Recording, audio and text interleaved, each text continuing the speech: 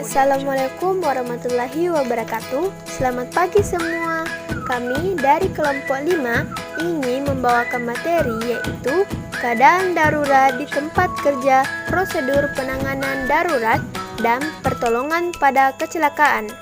Kami beranggota 5 orang yaitu saya sendiri, Elsa Srifani B, Nabila, Putri Awalia, Sri Reski Musriani, dan Windy. A. Keadaan darurat di tempat kerja. 1. Pengertian keadaan darurat. Keadaan darurat artinya suatu keadaan sekitar atau sulit yang tidak tersangka-sangka. Misalnya, keadaan bahaya yang memerlukan penanggulangan segera agar tidak terjadi kecelakaan. Kecelakaan tidak terjadi begitu saja. Kecelakaan terjadi karena tindakan yang salah atau kondisi yang tidak aman. 2. Sikap tenaga kerja ketika situasi darurat. A. Cepat dan tanggap dalam situasi darurat.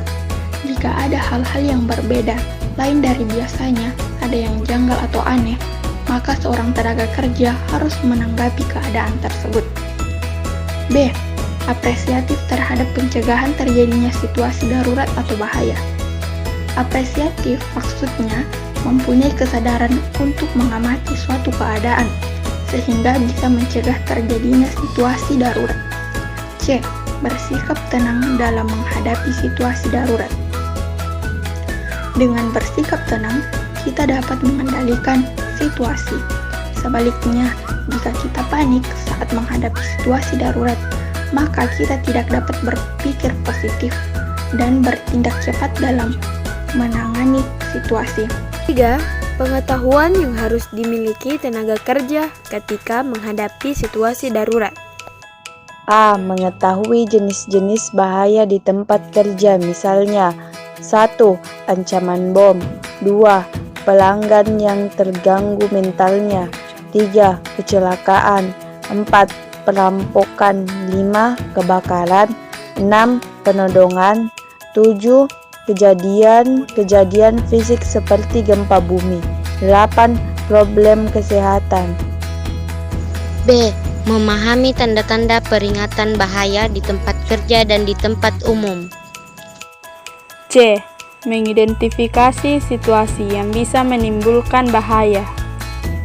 D. Mengenali karakteristik tamu atau pelanggan yang mencurigakan. E. Mengetahui prosedur keadaan darurat di perusahaan atau di tempat umum disesuaikan dengan kondisi perusahaan tersebut. 4. Keterampilan yang harus dimiliki tenaga kerja bila menghadapi situasi darurat.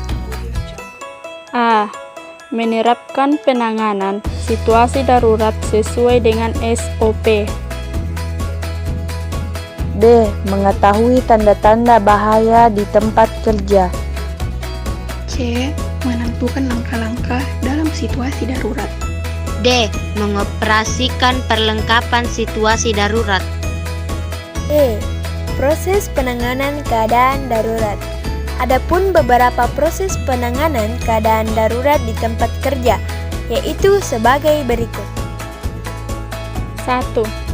Hentikan semua pekerjaan, matikan semua peralatan yang menggunakan arus listrik, kompor masak atau sumber api lainnya. 2. Selamatkan barang-barang berharga Anda, termasuk dokumen-dokumen penting lainnya. Jangan membawa barang yang berat dalam evaluasi. 3. Kunci lemari besi atau berangkas. 4. Pada saat Anda keluar, tutup pintu kantor agar asap tidak menyebar, tetapi jangan dikunci dan segera tinggalkan serta mencari jalan keluar. 5. Berjalan dengan tenang, jangan berlari dan panik saat meninggalkan kantor atau mes. Jika pandangan terasa gelap, mendekatlah ke dinding sambil bergerak maju, mencari jalan keluar yang terdekat. 6. Karyawan yang ditugaskan sebagai tim evakuasi jangan meninggalkan kantor atau mes sebelum memastikan bahwa tidak ada seseorang pun tertinggal di kantor, toilet, gedung, dan kamar. 7. Semua karyawan diminta untuk ikut membantu menanggulangi semua kemungkinan yang bisa merugikan kantor. 8. tetap berkumpul di evacuation point sampai situasi aman. 9. Petugas teknisi gedung atau pejabat lain menginformasikan ke Subbak Umum atau Kabak TU. Kasubag Umum mengusahakan mendapatkan persetujuan dari Kabak TU. 11. Kabak TU mengambil langkah pengendalian selanjutnya. 12. Secara berkala, petugas gedung memeriksa peralatan penanganan kondisi darurat dan mengurus laporan kondisi peralatan. C. Pertolongan pertama pada kecelakaan. P3K. 1. Pengertian pertolongan pertama pada kecelakaan P3K. Pertolongan pertama pada kecelakaan P3K merupakan pertolongan pertama yang harus diberikan kepada korban yang mendapatkan kecelakaan atau penyakit mendadak dengan cepat sebelum korban dibawa ke tempat rujuk atau rumah sakit. P3 diberikan untuk menyelamatkan korban, meringankan penderitaan korban, mencegah cedera atau penyakit yang lebih parah, mempertahankan daya tahan korban, dan mencari pertolongan lebih lanjut. 2. Prinsip pertolongan pertama pada kecelakaan P3K. Prinsip dasar. 1. Pastikan Anda tidak menjadi korban selanjutnya. 2. Pakailah metode atau cara pertolongan yang cepat, mudah, dan efisien. 3. Biasakan membuat catatan tentang usaha-usaha pertolongan yang telah Anda lakukan, identitas korban, tempat, waktu kejadian, dan sebagainya. B. Sistematika pertolongan pertama. 1. Jangan panik. 2. Jauhkan atau hindarkan korban dari kecelakaan berikutnya. 3. Perhatikan pernapasan dan denyut jantung korban. Bila pernapasan penderita berhenti, segera kerjakan pernapasan bantuan. 4. Pendarahan. Pendarahan yang keluar pembuluh darah besar bisa membawa kematian dalam waktu 3-5. Dengan menggunakan sapu tangan atau kain yang bersih, tekan tempat pendarahan kuat-kuat, kemudian ikatlah sapu tangan tadi dengan dasi, baju, ikat pinggang, dan lain-lain. Kalau kondisi luka memungkinkan, letakkan bagian pendarahan lebih tinggi dari bagian tubuh. Perhatikan tanda-tanda shock. Korban-korban ditelentangkan dengan bagian kepala lebih rendah dari letak anggota tubuh yang lain. 6. Jangan memindahkan korban secara terburu-buru.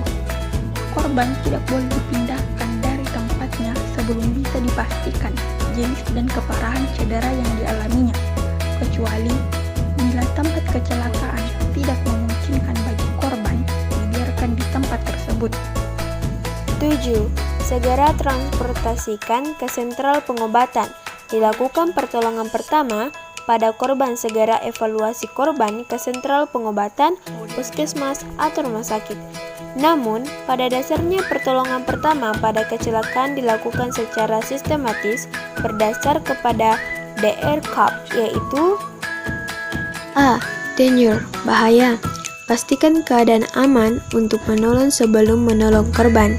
Sebaiknya Anda memastikan bahwa lokasi benar-benar aman bagi Anda sebagai penolong, orang-orang di sekitar lokasi kejadian, dan korban itu sendiri. Respon, pastikan kondisi kesadaran korban. Periksa kesadaran korban dengan cara memanggil namanya jika Anda kenal, atau bersuara yang agak keras di dekat telinganya. Jika tidak ada respon juga, tepuk pundak korban perlahan namun tegas. Berikan rangsangan nyeri, misalnya mencubit bagian telinga korban. C. Compression, tekanan pada dada. Setelah memastikan korban tidak memberi respon dan juga sudah memanggil bantuan medis, lakukan kompresi dada yang biasa dikenal RCP, resusitasi jantung paru-paru, atau disebut CPR, cardiopulmonary resuscitation. Melakukan RCP yang benar adalah dengan meletakkan korban pada permukaan datar dan keras. D. Airway, jalan napas. Setelah melakukan 3 kompresi, buka jalan napas korban dengan metode head till chin lift. Tujuannya adalah untuk membuka jalan napas korban yang tersumbat oleh lidah yang tertarik ke tenggorokan sehingga menutup jalan napas. Breathing, bernapas. Setelah jalan napas terbuka, lakukan dengan pemberian 2 kali napas bantuan dari mulut ke mulut. Perhatikan membungsunya dada korban untuk memastikan volume tidal. Volume tidal adalah jumlah udara yang dihirup dan dihembuskan setiap kali bernafas, di mana volume tidak normal seseorang adalah 350 sampai 400 ml. Ini adalah langkah-langkah penyelamatan jiwa seseorang di mana denyut jantung telah berhenti. CPR adalah kombinasi dari masase jantung dari luar dan resusitasi mulut ke mulut. Untuk melakukan CPR, seharusnya Anda sudah mengikuti latihan, sehingga berkurang kemungkinan Anda melakukan kesalahan yang malah menambah cedera pada penderita. 8. Hal-hal yang perlu diperhatikan saat melakukan pertolongan pertama. Selama melakukan pertolongan pertama, harus diperhatikan pula: A. Menghindari memindahkan korban. Memindahkan korban adalah hal yang sangat berbahaya jika tidak menguasai dengan baik teknik cara memindahkan korban. Hal ini bisa menyebabkan hal yang serius, bahkan menambah buruk kondisi korban, terutama pada kasus cedera tulang belakang. B. Jangan pernah ragu. Lakukan tindakan pertolongan pertama pada kecelakaan dengan penuh keyakinan dan tiada ragu secara cepat dan tepat, karena keraguan dalam melakukan tindakan pertolongan pertama pada kecelakaan adalah mati. C. Hubungi petugas yang berwenang. Menghubungi orang atau petugas yang menguasai dengan baik teknik pertolongan pertama sebaiknya dilakukan sebaik mungkin.